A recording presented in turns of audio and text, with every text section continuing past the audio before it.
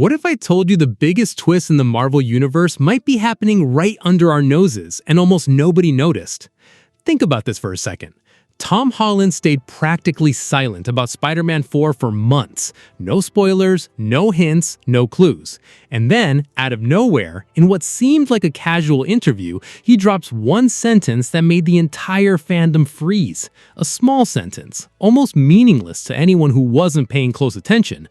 But for anyone who knows Tom's history with spoilers, that was an atomic bomb wrapped in gift paper. Tom Holland is not the kind of actor who speaks by accident. He already gave away the title of Infinity War before the movie came out. He already confirmed character returns without meaning to in live interviews. Marvel even joked that he's the worst secret keeper at the studio. So when he chooses his words carefully, you need to listen twice as hard. And what he said was enough to put one name in everybody's mouth: Venom.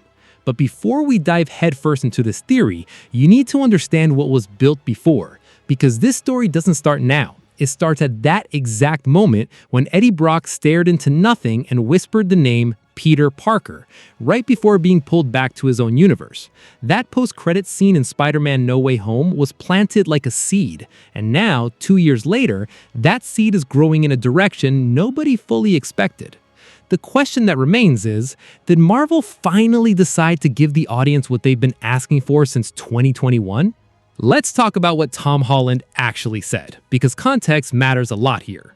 In a recent interview, when asked about the tone and universe of Spider-Man 4, he used a very specific expression. He said the film will explore connections that Peter doesn't fully understand yet. Sounds vague, right? But then you remember one thing. At the end of No Way Home, Peter Parker woke up completely alone. Nobody remembered him. No MJ, no Ned, no Aunt May. A guy invisible to everyone he ever loved. That creates a very specific emotional condition for the character. An isolated Peter Parker starting from scratch, with no support system. And that's exactly the kind of void that, in the comics, tends to open the door to unexpected relationships. Relationships with characters who also live on the margins, who also carry a weight the ordinary world can't see. And who fits that profile better than the symbiote? Now, the technical detail most people overlook, at the end of No Way Home, a microscopic fragment of the symbiote stayed behind in the MCU. It's that subtle, almost throwaway scene where you can see a tiny piece of the black substance left behind as Eddie Brock is transported back to his own universe. Marvel doesn't put things on screen by accident. Every detail in a $200 million film is reviewed by dozens of people before it reaches you. If it's there, it's going to be used. The question is, when and how?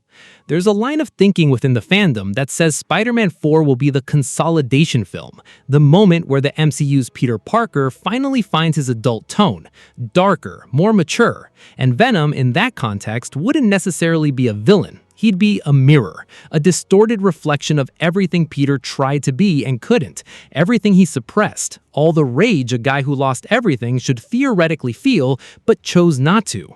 This isn't just fan theory, this is narrative arc, and Marvel knows it. But here's the part that splits the fandom right down the middle, and I need to be straight with you about it. There's a very strong school of thought that believes Marvel won't risk bringing Venom into the MCU right now. The argument is straightforward. Sony still holds the rights to the character. The relationship between Marvel Studios and Sony is a complicated contract, full of nuance, where Spider-Man can appear in the MCU, but Sony's universe characters live in an enormous gray area. Venom, Morbius, Kraven, they all exist in a limbo where Marvel can reference them, can suggest them, but can't simply take full control of the narrative. And that's real. It's a concrete limitation. But there's one detail this school of thought ignores. Sony and Marvel have already navigated that territory before. No Way Home itself was a massive negotiation, with 3 Spider-Men from different universes, characters belonging to separate contracts all sharing the same screen. If they made that work in 2021, there's no narrative or commercial reason that would prevent a similar partnership for Spider-Man 4. Especially when you look at the financial context. Venom: The Last Dance grossed over $850 million worldwide, with a film that critics tore apart.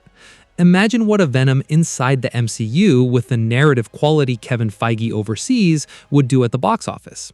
This isn't an artistic question for Sony, it's a business question, and big business tears down contractual walls when both sides win. Tom Holland isn't a passive actor in shaping the character. He has direct conversations with Feige. He has opinions about Peter Parker's arc, and at different moments he's shown genuine interest in exploring a darker side of the character. A Peter who can no longer hold up the mask of the friendly neighborhood hero. A Peter who's at his breaking point. That's exactly the Peter Parker the symbiote looks for. The symbiote doesn't connect with happy, balanced people. It finds the fractures, it slips through emotional cracks, and the Peter Parker who woke up at the end of No Way Home completely alone, restarting his life in a city that holds zero memory of him, that guy has cracks everywhere. Now let's talk about what actually matters, what you're going to see on screen if this gets confirmed. Spider-Man 4 is being developed with Amy Pascal and Kevin Feige producing, with the script being actively worked on. Information that's leaked over the past few months points to a film that will be different from the previous three in tone and structure. Less teenage adventure, more urban thriller. More consequence, less lightness. That lines up with Venom in an unsettling way. Think about the visual dynamic, the red and blue Spider-Man, the symbol of hope, of sacrifice, of the guy who always does the right thing even when it hurts.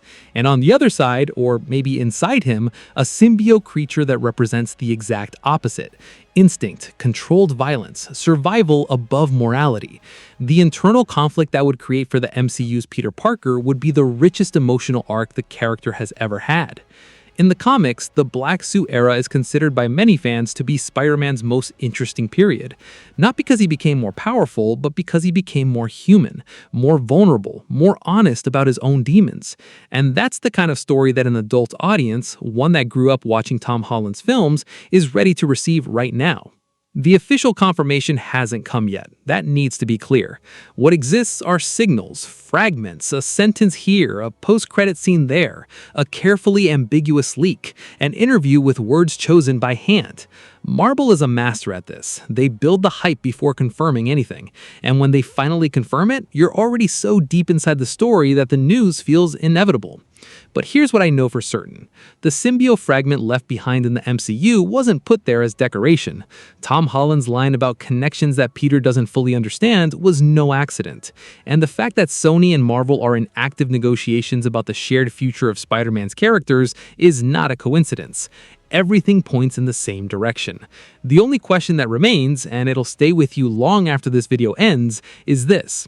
When the symbiote finally meets the MCU's Peter Parker, who's going to emerge from that encounter? The hero we know, or someone we're not sure we're ready to face?